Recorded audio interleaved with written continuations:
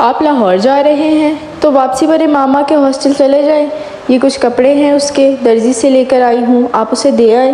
سلمیٰ نے ہاشم سے کہا، بھائی میں بڑا مصروف ہوں گا لاہور میں، کہاں آتا جاتا پھروں گا اس کے ہاسٹل۔ ہاشم کو قدرے تامل ہوا۔ آپ ڈرائیور کے ساتھ جا رہے ہیں، خود نہیں جا سکتے تو اسے بھیج دیجیے گا، وہ دے آئے گا یہ پیکٹ۔ سیزن ختم ہو رہا ہے، پھر یہ کپڑے اس طرح پڑے رہیں گے، اس کا تو پتہ نہیں کب آئے گی۔ سلمیٰ نے لمبی چوڑی وضاحت کی۔ اچھا ٹھیک ہے، میں لے جاتا ہوں، فرصت ملی تو خود دے آؤں گا ورنہ ڈرائیور کے ہاتھ بھجوا دوں گا۔ ہاشم رضامند ہو گئے۔ لاہور میں انہوں نے خاصا مصروف دن گزارا۔ شام 5 بجے کے قریب انہیں کچھ فرصت ملی اور تب انہیں اس پیکٹ کا بھی خیال آ گیا۔ ڈرائیور کو پیکٹ لے جانے کا کہنے کے بجائے وہ خود امامہ کے ہاسٹل چلے آئے۔ اس کے ایڈمیشن کے بعد آج پہلی بار وہ وہاں آئے تھے۔ گیٹ کیپر کے ہاتھ انہوں نے امامہ کے لیے پیغام بھجوایا اور خود انتظار کرنے لگے۔ ان کا خیال تھا کہ وہ جلد ہی آ جائے گی، مگر ایسا نہ ہوا۔ 10 منٹ، 15 منٹ، 20 منٹ، وہ اب کچھ بیزار ہونے لگے۔ اس سے پہلے کہ وہ اندر دوبارہ پیغام بھجواتے، انہیں گیٹ کیپر ایک لڑکی کے ساتھ آتا دکھائی دیا۔ کچھ قریب آنے پر انہوں نے اس لڑکی کو پہچان لیا۔ وہ جویریہ تھی، امامہ کی بچپن کی دوست، اور اس کا تعلق بھی اسلام آباد سے ہی تھا۔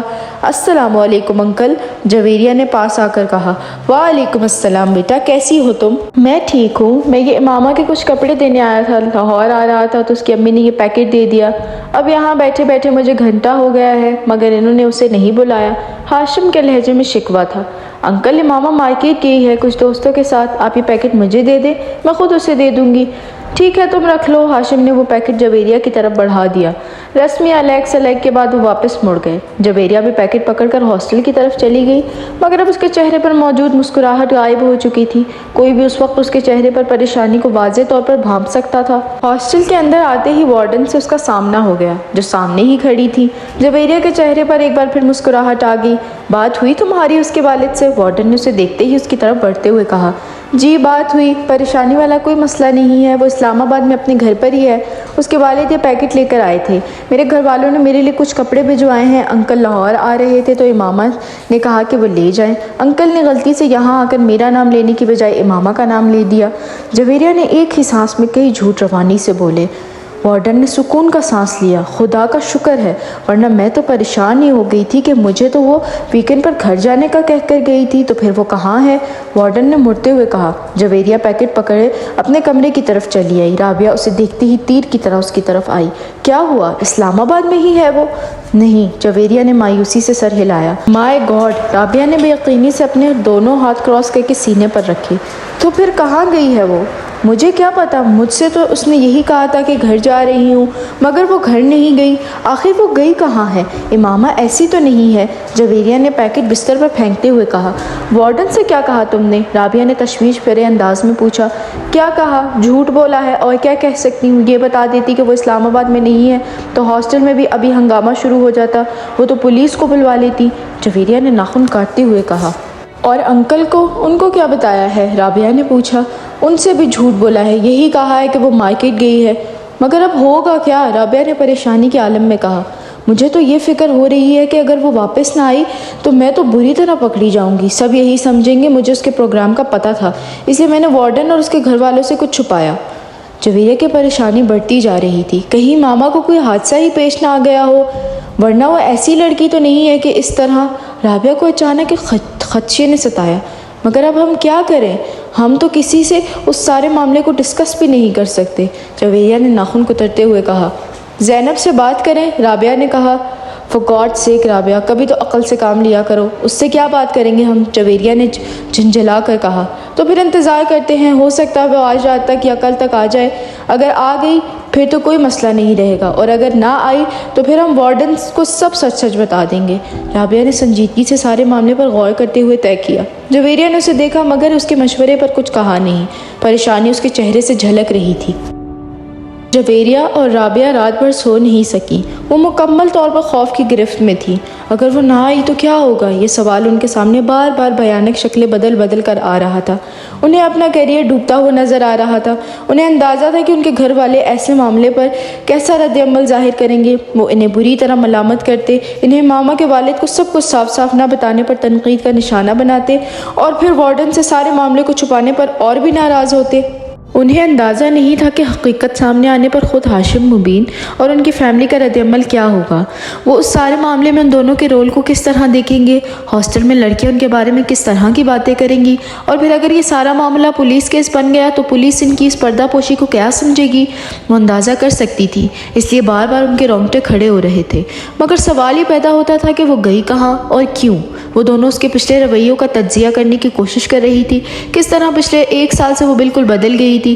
اس نے ان کے ساتھ گھومنا پھرنا بند کر دیا تھا، وہ الجھی رہنے لگی تھی، پڑھائی میں اس کا انہماک بھی کم ہو گیا تھا اور اس کی کم گوئی، اور وہ جو ایک بار ہمارے شاپنگ کے لیے جانے پر پیچھے سے غائب تھی، تب بھی یقیناً وہ وہی گئی ہوگی جہاں وہ اب گئی ہے، اور ہم نے کس طرح بے وقوفوں کی طرح اس پر اعتبار کر لیا۔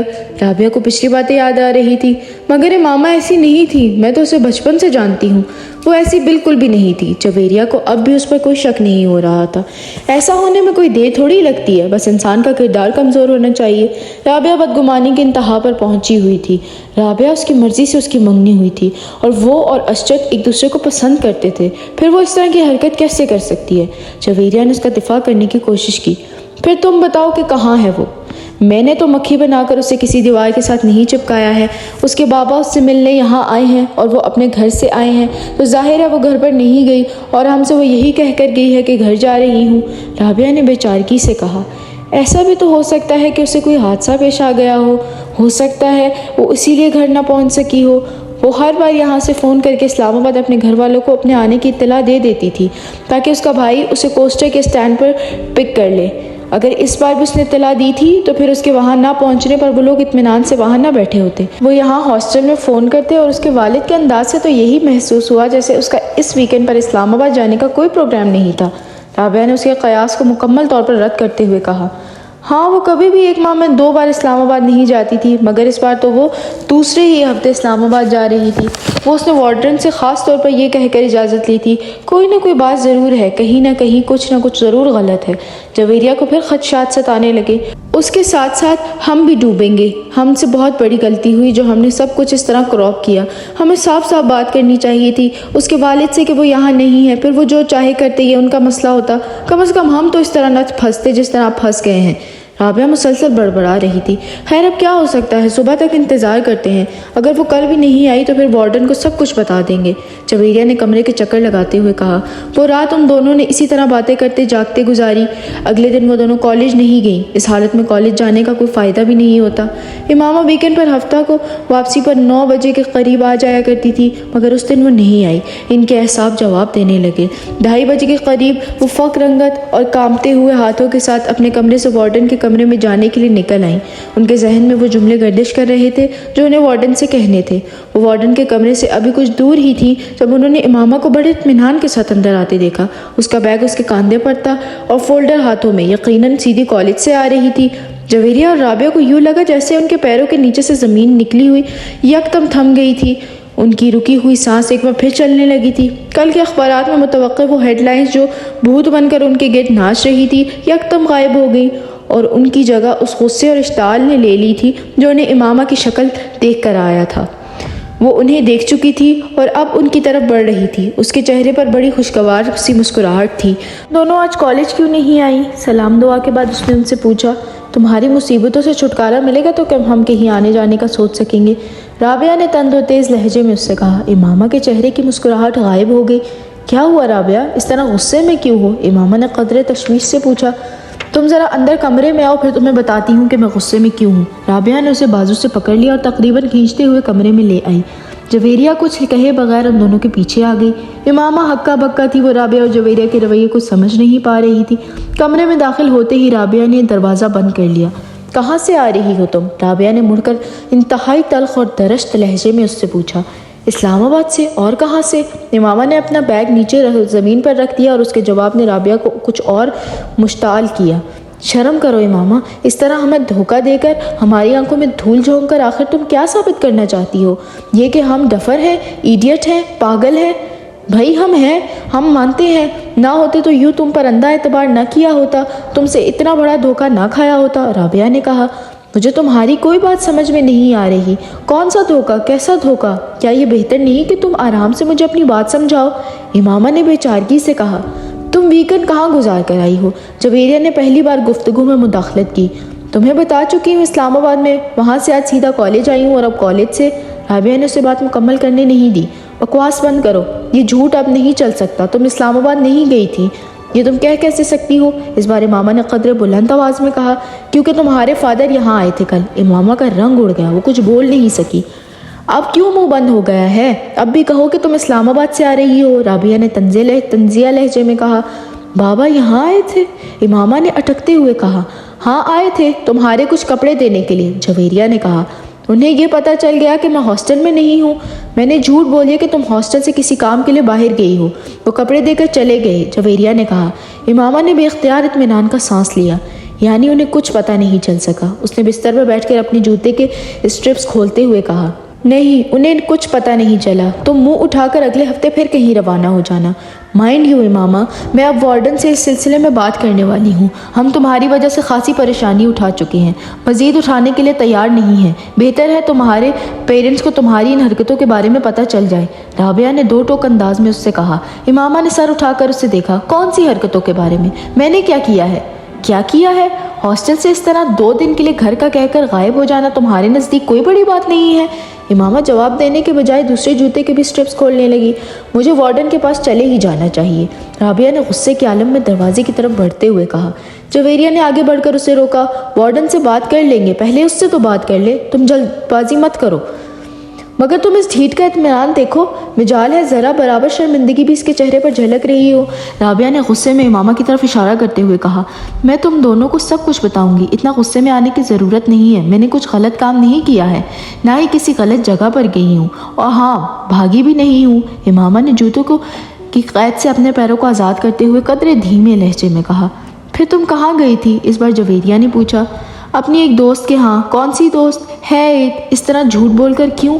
میں تم لوگوں کے سوالوں سے بچنا چاہتی تھی، اور گھر والوں کو بتاتی یا ان سے اجازت لینے کی کوشش کرتی تو وہ کبھی اجازت نہ دیتے۔ کس کے ہاں گئی تھی اور کس لیے؟ جویریہ نے اس بار قدرے تجسس امیز انداز میں پوچھا۔ میں نے کہا نا میں بتا دوں گی، کچھ وقت تو مجھے، امامہ نے اس کی بات کے جواب میں کہا۔ کوئی وقت نہیں دے سکتے تمہیں وقت دیں تاکہ تم ایک بار پھر غائب ہو جاؤ اور اس بار واپس ہی نہ آؤ، رابعہ نے اس بار بھی ناراضگی سے کہا، مگر پہلے کی نسبت اس بار اس کا لہجہ دھیما تھا۔ تمہیں تو اس بات کا احساس بھی نہیں ہوا کہ تم نے ہماری پوزیشن کتنی آکورڈ بنا دی تھی۔ اگر تمہارے اس طرح غائب ہونے کا پتہ چل جاتا تو ہماری کتنی بے عزتی ہوتی، اس کا احساس تھا تمہیں، رابعہ نے اسی انداز میں کہا۔ مجھے یہ توقع ہی نہیں تھی کہ بابا یہاں اس طرح اچانک آ جائیں گے، اس لیے میں یہ بھی نہیں سوچ سکتی تھی کہ تم لوگوں کو کس نازک صورتحال کا سامنا کرنا پڑ سکتا ہے، ورنہ میں اس طرح کبھی نہ کرتی، امامہ نے معذرت خواہ انداز میں کہا۔ تم کم از کم ہم پر اعتبار کر کے ہمیں بتا کر جا سکتی تھی، جویریہ نے کہا۔ میں آئندہ ایسا کبھی نہیں کروں گی، امامہ نے کہا۔ کم از کم میں تمہارے کسی وعدے کسی بات پر اعتبار نہیں کر سکتی، رابعہ نے دو ٹوک انداز میں کہا۔ مجھے اپنی پوزیشن کلیئر کرنے دو رابعہ، تم مجھے غلط سمجھ رہی ہو، امامہ نے اس بار قدرے کمزور انداز میں کہا۔ تم کو احساس ہے کہ تمہاری وجہ سے ہمارا کیریئر اور ہماری زندگی کس طرح داؤ پر لگ گئی تھی؟ یہ دوستی ہوتی ہے، اسے دوستی کہتے ہیں۔ ٹھیک ہے، مجھ سے غلطی ہو گئی، مجھے معاف کر دو، امامہ نے جیسے ہتھیار ڈالتے ہوئے کہا۔ جب تک تم یہ نہیں بتاؤ گی کہ تم کہاں غائب ہو گئی تھی، میں تمہاری کوئی معذرت قبول نہیں کروں گی، رابعہ نے دو ٹوک انداز میں کہا۔ امامہ کچھ دیر اسے دیکھتی رہی، پھر اس نے کہا، میں صبیحہ کے گھر چلی گئی تھی۔ جویریہ اور رابعہ نے حیرانی سے ایک دوسرے کو دیکھا۔ کون؟ ان دونوں نے تقریباً بیک وقت پوچھا۔ تم لوگ جانتی ہو اسے؟ امامہ نے کہا۔ وہ 4th ایئر کی صبیحہ؟ جویریہ نے بے اختیار پوچھا۔ امامہ نے سر ہلایا۔ مگر اس کے گھر کس لیے گئی تھی تم؟ دوستی ہے اس سے میری، امامہ نے کہا۔ دوستی؟ کیسی دوستی؟ 4 دن کی سلام دعا ہے تمہاری اس کے ساتھ، اور میرا خیال ہے کہ تم تو اسے اچھی طرح جانتی بھی نہیں ہو، پھر اس کے گھر رہنے کے لیے کیوں چلی گئی تم؟ جویریہ نے اعتراض کرتے ہوئے کہا۔ وہ بھی اس طرح جھوٹ بول کر؟ کم از کم اس کے گھر جا کر رہنے کے لیے تمہیں ہم سے یا اپنے گھر والوں سے جھوٹ بولنے کی ضرورت نہیں تھی، رابعہ نے اسی لہجے میں کہا۔ تم اسے کال کر کے پوچھ لو کہ میں اس کے گھر پر تھی یا نہیں، امامہ نے کہا۔ چلو یہ مان لیا کہ تم اس کے گھر پر تھی، کیوں تھی؟ جویریہ نے پوچھا۔ امامہ خاموش رہی، پھر کچھ دیر بعد اس نے کہا، مجھے اس کی مدد کی ضرورت تھی۔ ان دونوں نے حیران ہو کر دیکھا۔ کس سلسلے میں؟ امامہ نے سر اٹھایا اور پلکیں جھپکائے بغیر دیکھتی رہی۔ جویریہ نے کچھ بے چینی محسوس کی۔ کس سلسلے میں؟ تم اچھی طرح جانتی ہو، امامہ نے قدرے دھیمے انداز میں کہا۔ میں؟ जवेरिया ने कुछ गड़बड़ा कर राबिया को देखा, जो अब संजीदगी से उसे देख रही थी। हाँ, तुम तो अच्छी तरह जानती हो, तुम पहेलियाँ मत भुजवाओ, सीधी और साफ बात करो, जवेरिया ने कदरे सख्त लहजे में कहा। इमामा सर उठाकर खामोशी से उसे देखने लगी। फिर कुछ देर बाद शिकस्त अंदाज में उसने सर झुका दिया। बताओ ना, आखिर तुम्हारी ज़िंदगी की सबसे बड़ी ख्वाहिश क्या है? उस दिन कॉलेज में इमामा ने जवेरिया से इसरार किया। जवेरिया कुछ देर उसका चेहरा देखती रही। मेरी ख्वाहिश ये है कि तुम मुसलमान हो जाओ। इमामा को जैसे करंट सा लगा।